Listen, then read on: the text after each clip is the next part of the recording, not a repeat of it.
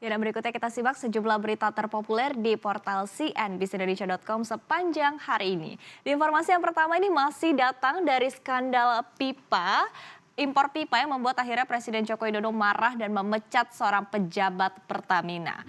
Nah, jadi tidak hanya dari belakangan ini adalah masalah impor pipa migas yang menjadi buah bibir karena berujung pada pemecatan salah satu pejabat tinggi di BUMN Pertamina. Nah, pasalnya persoalan ini erat kaitannya dengan upaya pemerintah meningkatkan penggunaan tingkat komponen dalam negeri alias TKDN. Sebelumnya Menko Bidang Kemaritiman dan Investasi Luhut Binsar Panjaitan sempat memberikan peringatan kepada BUMN agar wajib memenuhi regulasi mengenai penggunaan TKDN untuk setiap belanja barang dan juga jasa. Luhut bahkan mengajukan usulan secara langsung kepada Presiden Joko Widodo terkait dengan TKDN agar bisa dibahas secara khusus dalam penerapannya di lapangan. Ia pun mendorong sanksi denda hingga pencopotan jabatan direksi BUMN yang tidak patuh atau bandel dengan ketentuan minimum TKDN 25% dalam belanja barang dan juga jasa. Atas masalah ini, Presiden Joko Widodo langsung memecat seorang pejabat BUMN Pertamina yang menggunakan produk pipa impor asal China ketimbang produk buatan Indonesia untuk proyek infrastruktur Pertamina. Presiden pun geram karena kebijakan yang tidak menggunakan barang impor pada proyek BUMN pun telah berkali-kali ditegaskan. Menurut Presiden, kebutuhan untuk pembangunan infrastruktur sejatinya sudah bisa dipenuhi oleh industri di dalam negeri.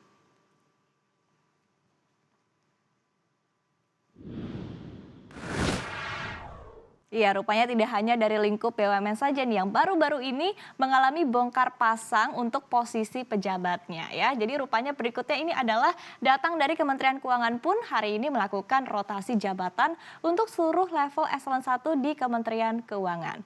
Dalam rotasi ini Sri Mulyani pun mengganti posisi Direktur Jenderal Bea Cukai Heru Pambudi dengan eselon 1 lainnya yaitu Askolani.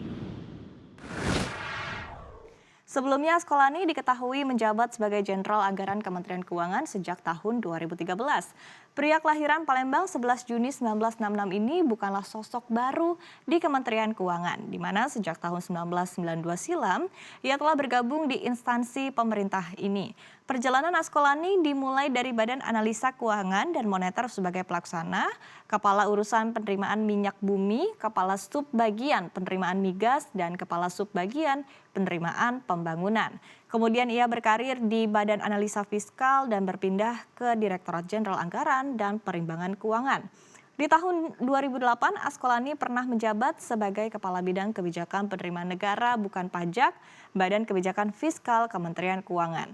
Kemudian ia juga pernah dipercaya sebagai Direktur Penerimaan Negara Bukan Pajak di Ditjen Anggaran dan sebelumnya akhirnya dilantik ke Dirjen Anggaran Kemenkyu. Nah, dengan pergantian rotasi ini, Heru Pambudi dikabarkan menjadi Sekretaris Jenderal Kementerian Keuangan menggantikan Hadianto yang sebelumnya menjabat.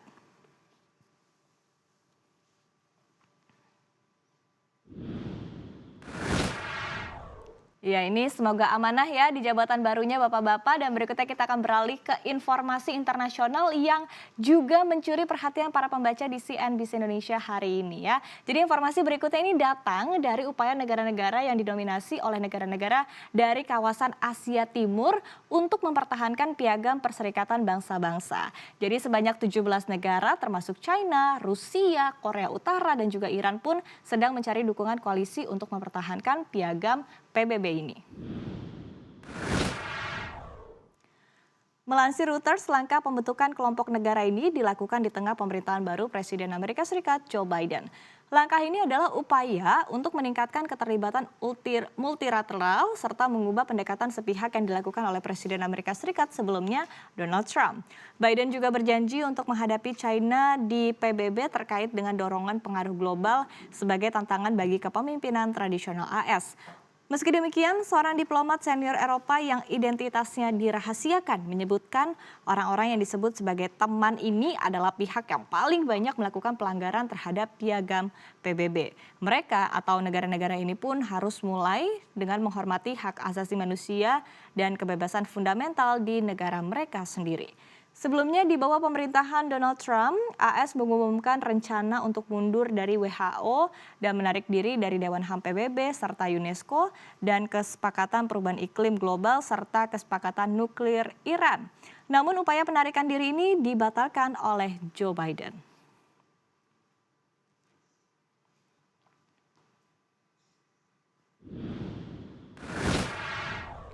Ya, dan kita simak informasi terakhir datang dari kekhawatiran Menteri Keuangan Republik Indonesia Sri Mulyani yang mengungkapkan sederet ancaman besar bagi ekonomi Indonesia dalam beberapa tahun ke depan. Ya, jadi menurutnya semua ancaman ini adalah resiko yang akan dihadapi dunia seperti yang dirilis oleh World Economic Forum.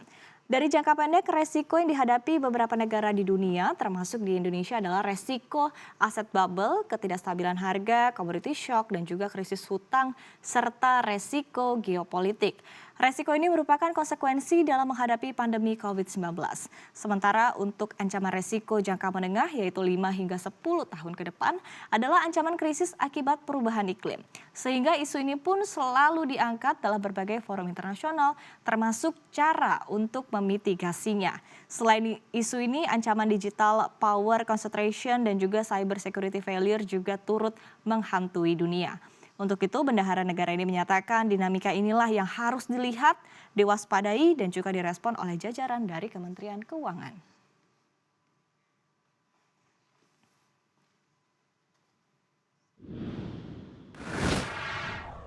Ya, demikian tadi kita sudah menyaksikan sejumlah informasi terpopuler pada hari ini. Dan